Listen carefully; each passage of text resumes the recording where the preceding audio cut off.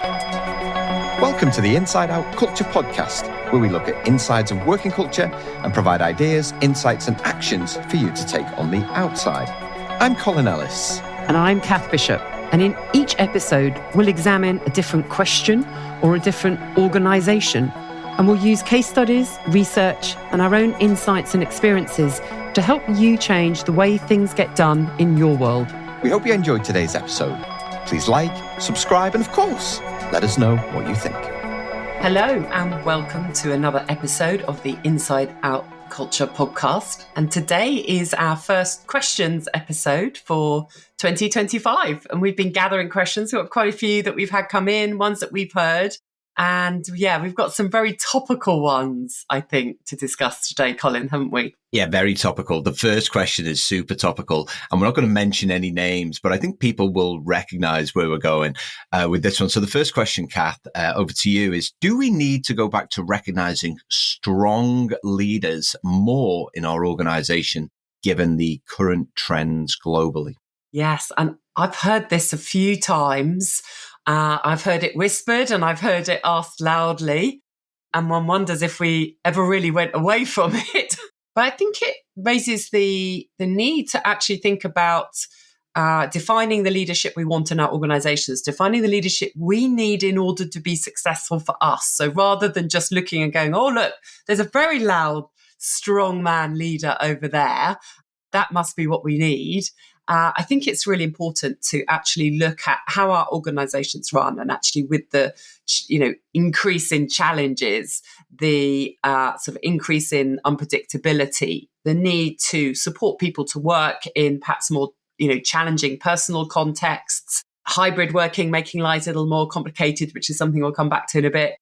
What sort of leaders required for quite a complex environment? I don't think it is this sort of heroic strength leading from the front, because I think we need much more of a nuanced approach. We need to be thinking about what does that organization need, not what am I here to do to save it, to what are my ideas, so that it's all about me at the top.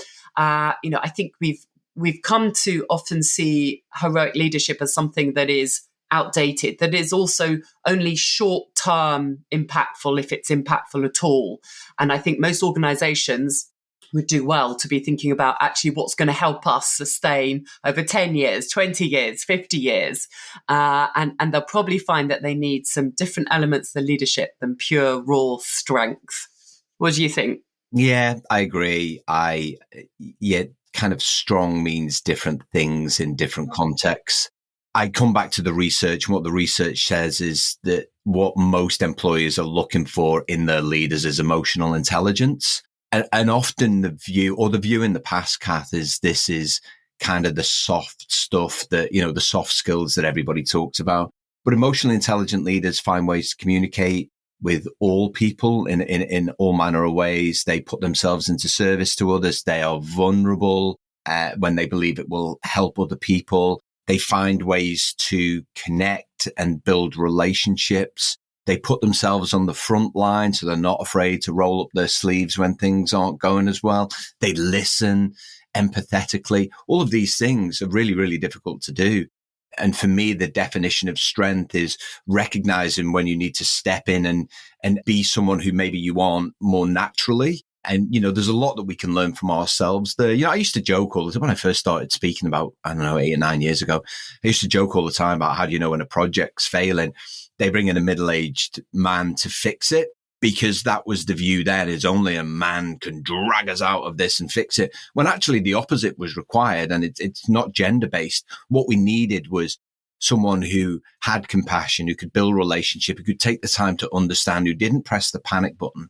But I think you're right. I think that definition of leadership in different contexts is really important. I like the Ernest Hemingway quote. He said that the world and it seems irrelevant for right now, the world breaks everyone, and afterward some are strong at the broken places.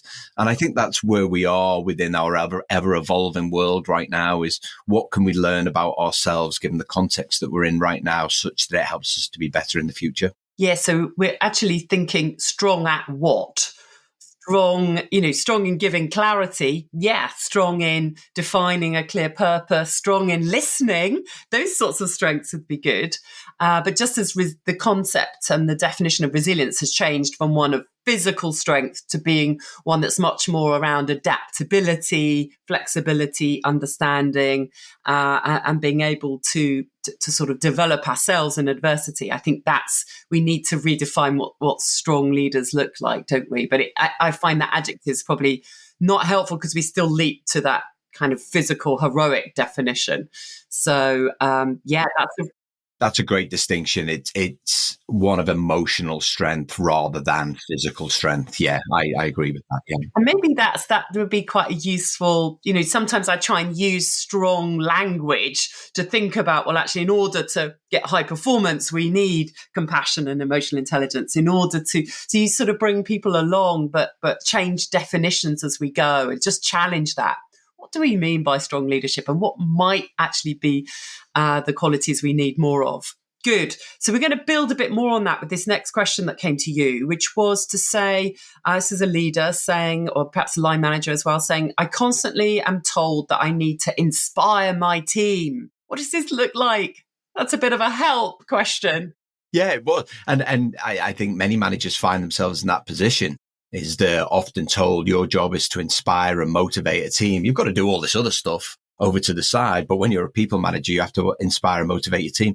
And yes, I spoke to this lady after an event that I spoke at, and she's like, but practically, how do I do that? And of course, it's very difficult because often we think as inspirational people as highly extroverted people, comfortable in front of large groups of people. And yet you can be an introvert and still be inspirational. And so, what I told her on the day is what I will share here is that it's about sharing your passion for something. This is just one element of inspiration, is the thing that you're passionate about. Find a way to articulate it, find a way to share it with other people so that they can start feeling that sense of shared passion. I think creativity is key for inspiration as well.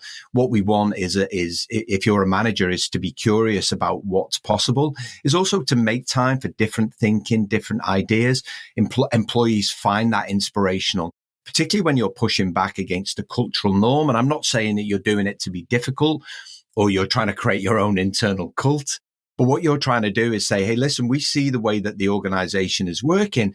We recognize that, but actually we're going to try some different things in different ways here because we believe that will give us, more certainty around results.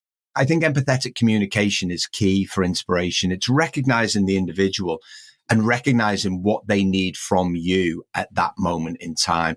And for me, when I think about the inspirational people that I worked with, and one of them was an extreme introvert, but what she did really, really well is she got to know me and she knew exactly what I needed at the time that I needed it.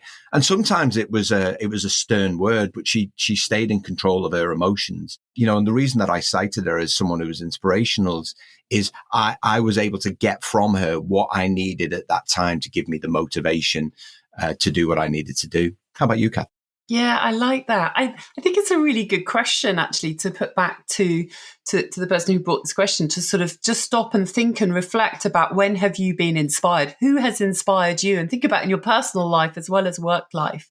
I often think it can be a bit of a trap to think, I've got to inspire my team. We must have an away day and set our bold, ambitious goals. And there's nothing wrong with doing that. But that in itself is not really going to inspire people. I think it's much more what you do and how you show up on the difficult days when things aren't going brilliantly, when it's tough and maybe you've got a lot on your plate to manage across your life. I think how we show up in those times is often when we really inspire people and people see us for who we are. I think there's something about understanding others. So rather than, I feel in the question, there's this inherent sense that I, as the manager of a team, have got to get inspiration and know it and find it. And if I think hard enough, I'll know how to inspire everyone. When, of course, the people who have the answer and can unlock it are your team. So there's nothing wrong with asking them, what are the things that help you to be at your best, or, to give some examples of where you've thrived in work, outside work, what's important, how can I support you? and to actually let others answer the question for you, to find out what are the things that motivate people. So one of my favorite questions is to say, what gets you out of bed in the morning? And just to find that out about the people we work with. So not just what's on their LinkedIn post, but what are the things that you look forward to in the day? What energizes you in a working day? Because if we can help others to tap into those things and make sure those things are happening alongside some of the dull, mundane stuff that just has to get done, if there are enough of those other energizing moments and people are getting out the things that are really intrinsically important to them, which are often around learning, growing, developing, and connecting with others. And those two things, whenever I ask that question, are the two that come out most. So I think if we can start making sure we're helping, bring those moments into the workplace, then people are on a good track. But just finding out about others. So having those conversations, that's just part of this week. It's not just getting tasks done. It's finding out more about my team, how they're doing, what would help them, what are the things they've enjoyed in this week, and not making assumptions or feeling we've got to guess that, but actually starting to work out gradually and seeing that as an ongoing challenge. Excellent. Okay, next question. And linked to that, so how to translate a vision. And a vision, of course, is a sense of aspiration that the organization provides. So on the one hand, that should be inspirational. So how to translate a vision and a purpose, Kath, into the culture.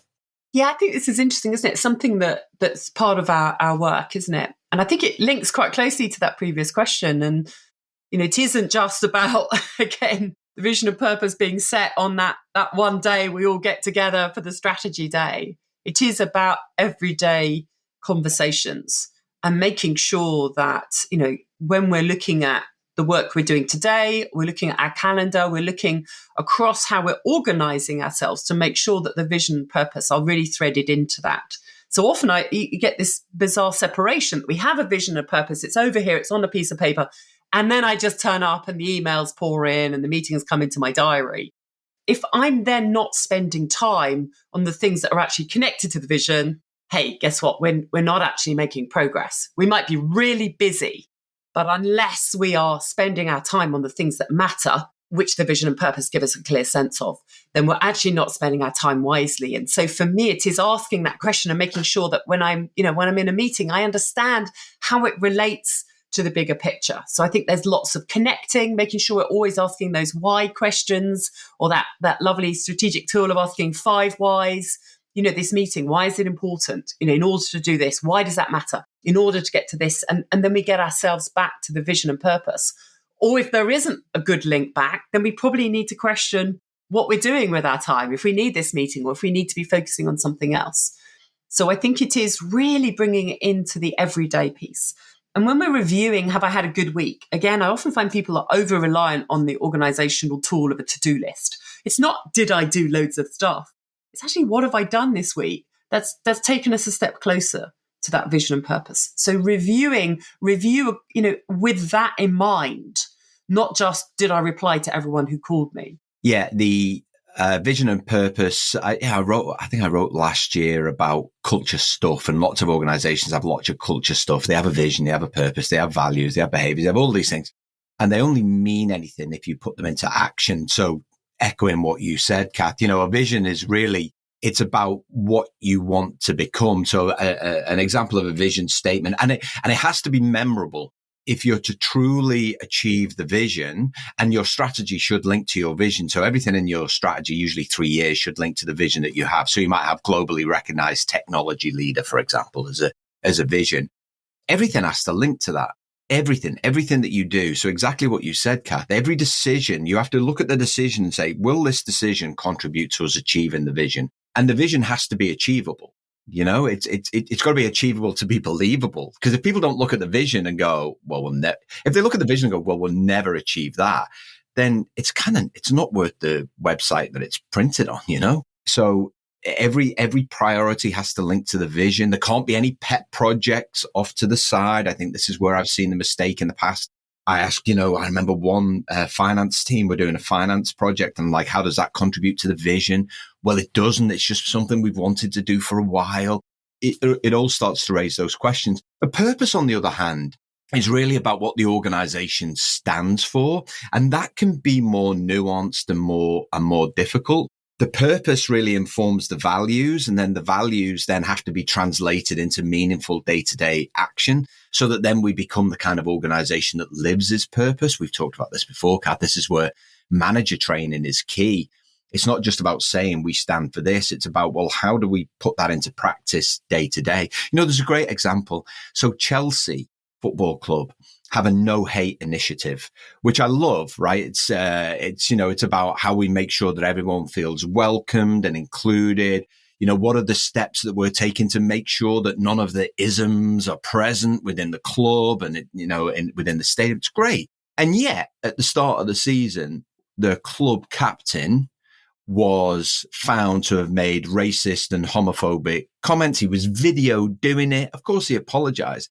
But the club, they didn't put him on the transfer list and say, right, well, he doesn't conform to our purpose and what we stand for. He even kept the captaincy, and they made excuses for that. And so in that moment, the club is really not living its purpose. I'm just using Chelsea as an example. There are many other examples. But I think if you're going to actually write your purpose down, and it's something that you stand for, you have to be prepared to make the necessary decisions, exactly as you said, to demonstrate that it truly does mean something. Otherwise, it's just another pointless thing and another bit of culture stuff that you put on your website. Yeah, and one of the things actually that within what you were saying there that I think is important to bring out and maybe helpful to bring out. I was talking to a EMEA leader in a large corporation recently who was saying, my key job is to help people stop doing stuff so they can do the things that are actually going to help us deliver what we're here to deliver. And, I think, again, a vision and purpose ought to be a means of helping you stop doing stuff. So you talked about those pet projects. I just want to really emphasize that point, because I think it's something we're often not very good at. There's this sense we've got to say yes to everything and then we're lost. Whereas actually the vision and purpose, translating that is saying these things matter more because they're going to help us get towards this vision and purpose. And we've defined it because that's actually what we're able to do. It's what we want to do. It's what we're set up to do. And a huge amount of inefficiency, and then this sort of sense that at the end of the year we've been busy, we haven't got somewhere, is because we haven't said no to things that take up a lot of time. But we think, well, someone's asked us to do it. It's on my to-do list now. Therefore, I'm doing a good thing if I do it. The vision and the purpose ought to give us a means of questioning it and going, well, maybe it isn't what I should be spending time on. And I think that's a real area that often isn't done as well as it could be. It needs to be a collaborative discussion. And I think it's a real key miss. It's one of the things that high-performing environments do. They have that absolute clarity. If this, in rowing terms, if this isn't making our boat go faster, we're not doing it. And that sort of clarity is where we want to kind of drill down further, be able to have more of those conversations that mean we're spending time on the things that are going to make a difference to the vision and purpose. Yeah. Good. 100%. So the next question is one that we've been discussing and it comes up all the time. Is there a good way to encourage people back to the office? Encourage is probably the right word there. I think telling people to come back to the office. Listen, leaders are in this quandary at the minute, kind of post-pandemic, where everybody was forced to work from home.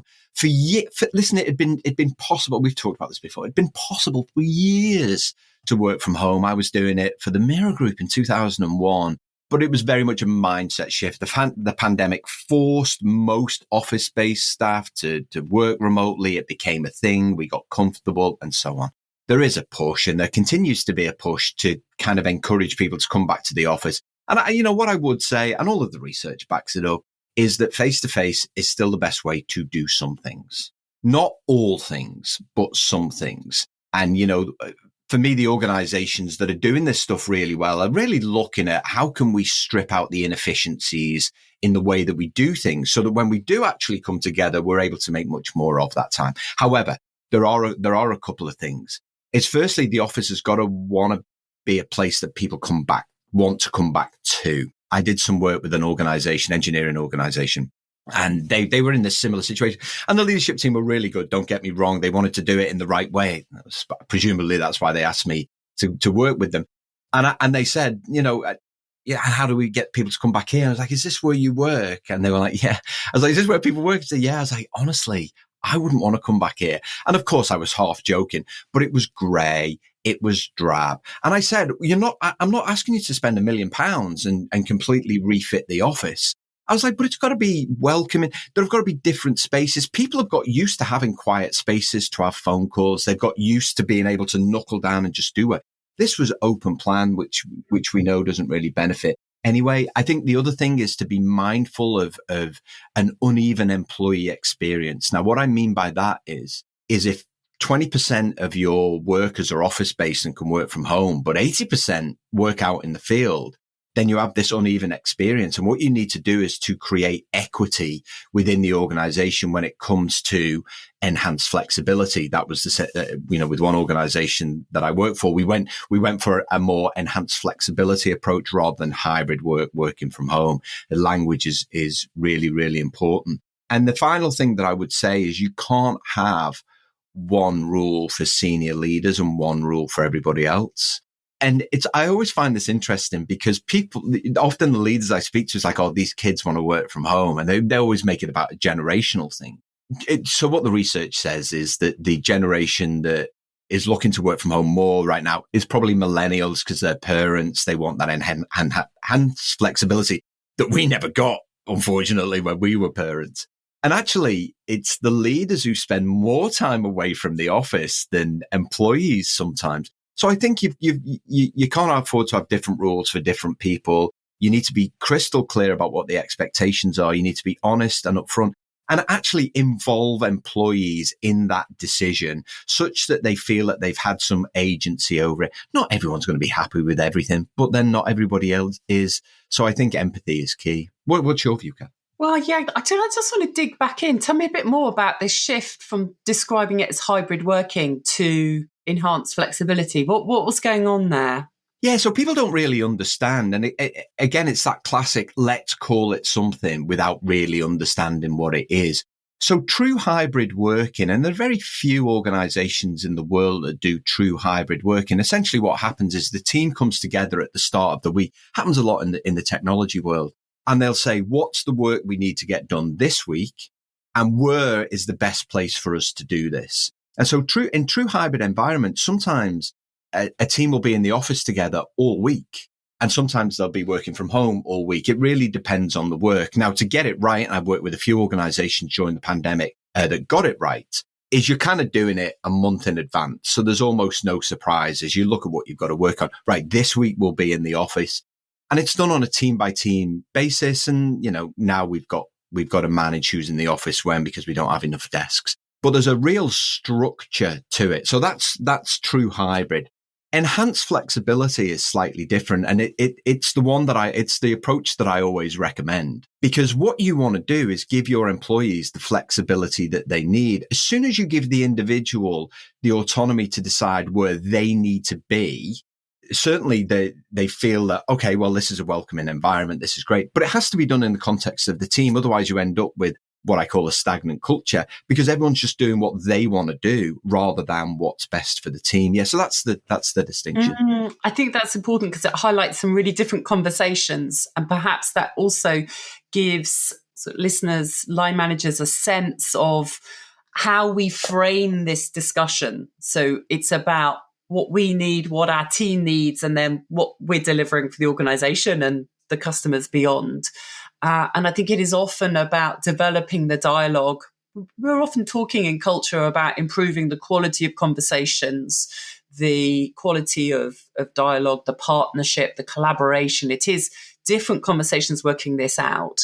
And so when in the question it says, is there a good way to encourage people back? No, there isn't one good way. So I think that's almost the first thing to let go of, that there's a right way to do this, because it is so context specific, dependent on the type of work you do, the organization, the type of department you're in, your skills. So, that in itself is a challenge, because people just want the answer.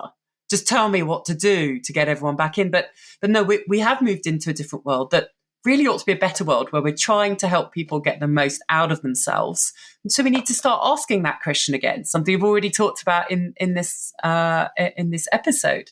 What do you need to do your best work? Are we asking people that? What sort of environment? I remember this is something that Luke Donald did with his Ryder Cup team. What are the things that help you play at your best? Yeah, we're coming into a team environment, having been individual golfers for the rest of the year. What in this environment can I do to support you now to be part of this team and to bring your best into this team and to acknowledge that? So I think it's creating the space for those conversations.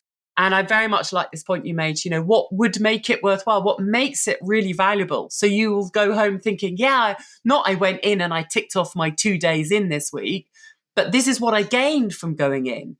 If we're not clear on that, then we're not actually maximizing the performance environment. We're not giving people the conditions to do their best work, i.e. we're getting in their way. That doesn't make sense. So I think shifting the question, what is it that we all need to do our best work, and starting and to develop it from that point is then, going to open up the opportunities, the options. And then we've got to also do a little bit of experimenting, I think. We seem to want a fixed option. We've got to say it's got to be this thing for everyone. That makes no sense if we're all doing different types of jobs. So just challenging this and gently creating a sense that we do what we need to do for our job. It's going to help us do our best work. That's actually what we want to get from this, rather than a rule for a rule's sake that we can then uphold and enforce and monitor and punish and all of that. That's just not the way to go if we actually want to help people do their best work. Yeah, and it comes back, and we mentioned this before, and managers' skills. There was one survey that only 3% of managers said they had the skills to manage a hybrid workforce. So it's part of that evolution of management as well. We've got to help people. We talked about experimenting. Yeah, we've got to help managers to do those kind of things. We've got to help them to manage different people in different environments. And how do we ensure that we keep the team together without, kind of creating these conditions where we fracture the workforce? Okay. Last question to you, Kath, and also topical at the minute, is how can we manage or better manage uncertainty? It's a huge one. It's quite a philosophical one, actually. I hear so differing views, and I think there are, from evolutionary psychology, different views on what we need, what level of certainty we need. And some people say, we're all desperate for certainty, and therefore we're struggling in these times. But I was privileged to be at the launch and have since read Margaret Heffernan's latest book, Embracing Uncertainty, how writers and artists basically can show us the way. Their whole work is premised on starting something they don't know what it's going to look like and really leaning into exploring the uncertainty, using the uncertainty to explore what's possible. So for me, there's a huge mindset piece here. We actually get very dependent. Unfortunately, our education system will often lead us to feel there's certainty in our subjects, in our exams. There are right answers and we're right or wrong. And that is really leading us up the wrong path for what we need. We need to help ourselves actually explore different options, be able to think about possibilities. Most of the challenges we face in the workplace now are ones that don't have a right answer. We have to continually develop better answers. And so for me, it is giving space to this, making sure that in our development, in our leadership development, in our team development, in our conversations as teams, we're thinking about actually how are we developing, what are we exploring, what's possible. We're opening up into this space rather than trying to monitor, measure all these simple things that give us actually a false sense of certainty. So read Margaret Heffernan's book is my top tip. and I think it's true what you say. I think we have to recognize that uncertainty exists. I've seen so many things fail because we try and get every single detail right. What was it Mike Tyson said? Everyone has a plan until they get punched in the face. But it's true. And then after every battle, the military say, don't they? Every battle plan, it doesn't survive first contact with the enemy or something. Yeah, that's right. And I think reframing it is really key. I like scenario planning, pre-mortems. I love this. I love running pre-mortems. What could kill this or what could improve this? And so I think that sense of curiosity is actually to create that time for people to be curious, find out new stuff. Don't bog them down with pointless meetings, poor communication, and trying to get absolute certainty about everything. Is making sure that they've got the time that when things don't go as planned, they can actually look into, well, what can we do differently? What if this thing that we're planning isn't true? What will that lead to? And I think that uncertainty can lead to greater creativity and really prevent that kind of idea blindness that we get because we've tried to, put everything on its line and define it to a degree where people just don't have the capacity for new ideas, new concepts, and new ways of thinking. Yeah, so I can't wait to read Margaret's book myself. Yeah, I really recommend it. It's a good one. And it is for me, I find a lot of the work I'm doing, I'm trying to help people open up thinking patterns that are closing down because we're chasing targets, we're chasing short-term metrics, and we're not really thinking about what's possible.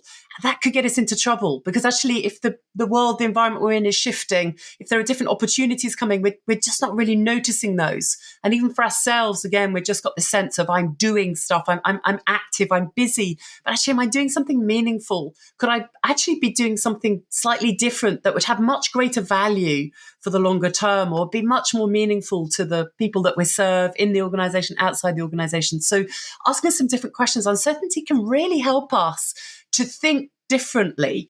And that's where we could lean into it and actually welcome it a bit more. Fantastic. Just a reminder to everybody out there, if you've got a question that you'd like Kath and I to cover, please do drop us a line, insideoutculture@gmail.com, or come and see us when we speak or a workshop. Ask us a question. We may project it back onto the podcast. But I really love that question and answer episode. Kath, thank you so much. Yeah, great. See you soon. Thanks for listening to today's Inside Out Culture podcast. Please remember to like, subscribe, and of course, share with others who you think may be interested.